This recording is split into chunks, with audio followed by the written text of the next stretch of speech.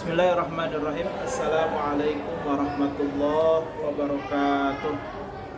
Alhamdulillahi rabbil alamin. Wassalatu wassalamu ala rasulillah wa ala alihi wa sahbihi wa man wala amma ba'du. Alhamdulillah, pada hari ini Allah mempertemukan kita kembali dalam majelis ilmu. Mudah-mudahan apa yang kita dapat hari ini bisa kita aplikasikan dalam kehidupan kita sehari-hari. Apa yang kita temukan pada hari ini membawa kita kepada hal-hal yang lebih baik dalam kehidupan kita, dan mudah-mudahan semua ilmu yang kita miliki, yang kita dapat, ilmu yang bermanfaat, ilmu yang diridhoi, sehingga apa yang kita lakukan menjadi bernilai ibadah di sisi Allah Subhanahu wa taala.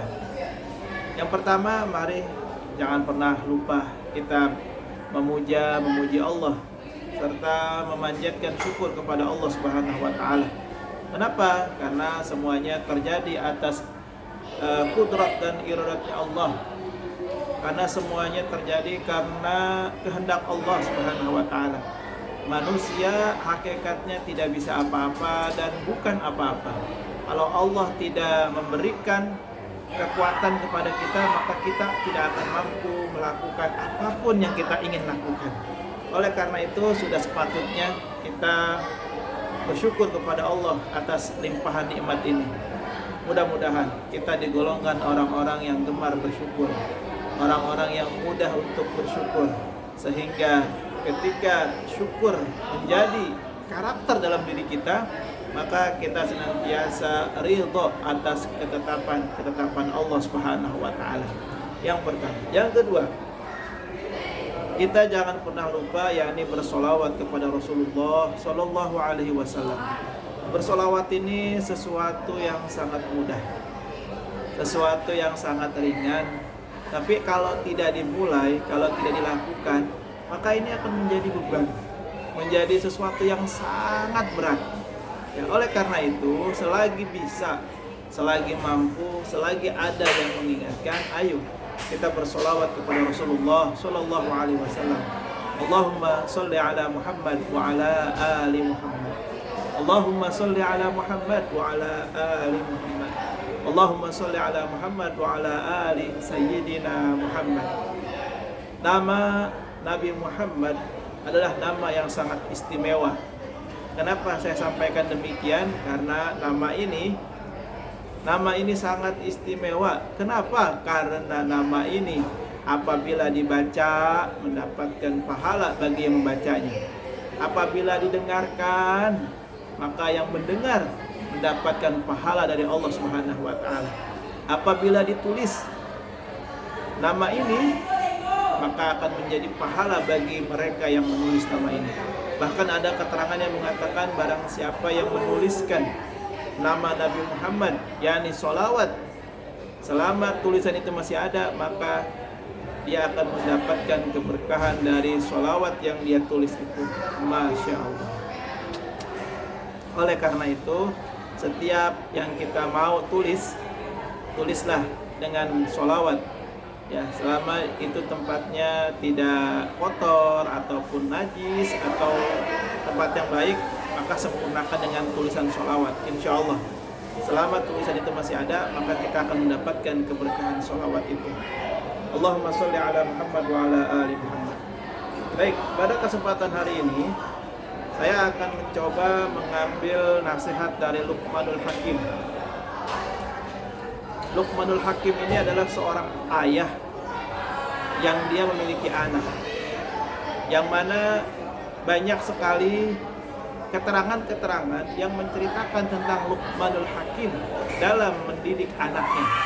Tentu sosok Luqmanul Hakim merupakan sosok seorang ayah yang ideal bagi kita, yang bisa kita jadikan teladan, yakni diantaranya sebagai seorang ayah, jangan pernah kita lupa yakni memberikan nasihat kepada anak-anak kita. Itu yang pertama. Nasihatnya berupa apa? Nasihatnya apa saja, yang penting itu sesuatu yang positif, yang baik, yang memotivasi kepada kebaikan dan kepada amalan-amalan ibadah. Intinya adalah meneladani Luqmanul Hakim sebagai ayah dan kita aplikasikan kepada diri kita yang kita sekarang menjadi ayah. Nah, untuk kesempatan hari ini kita akan coba ya mengambil salah satu nasihat yang disampaikan oleh Luqmanul Hakim kepada anaknya. Dan ini direkam oleh Ibnu Hajar Al-Asqalani dalam kitabnya, yang kemudian disempurnakan atau dinukil kembali oleh Imam An-Nawawi Al-Bantani dalam kitab Nasaihul Ibad, jilid 3, makalah yang ke 36 ya. Saya akan bacakan makalahnya. Bismillahirrahmanirrahim.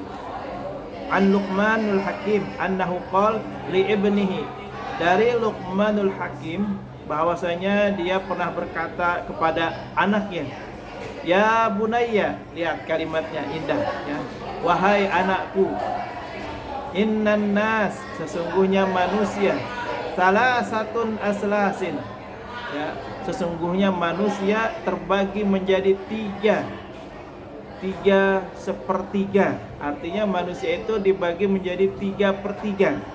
Lihat apa yang dimaksud 3/3. Sulusun lillah, yang pertama sepertiga untuk Allah. Wasulusun li nafsi, yang kedua sepertiga untuk dirinya. Wasulusun liduni, ya, yang ketiga itu sepertiga lagi untuk cacing, kata Luqman kepada anaknya. Nah, tentu nasihat Luqman ini tidak serta-merta berhenti sampai di sini ya, karena dia membutuhkan penjelasan yang memang ini dapat mempermudah si anak dalam memahami nasihatnya. Lihat kalimat selanjutnya yang disampaikan oleh Luqmanul Hakim kepada anaknya, fa amma ma huwa lillah. Nah, lihat, adapun yang pertama yang untuk Allah, apa itu yang kembali kepada Allah, yang sepertiga untuk Allah tadi?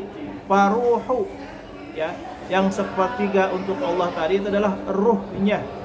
Jadi manusia yang terdiri dari ruh, dan ruh ini adalah sepertiganya dari manusia itu akan kembali kepada Allah Subhanahu wa taala dan untuk Allah. Ya, itu yang pertama.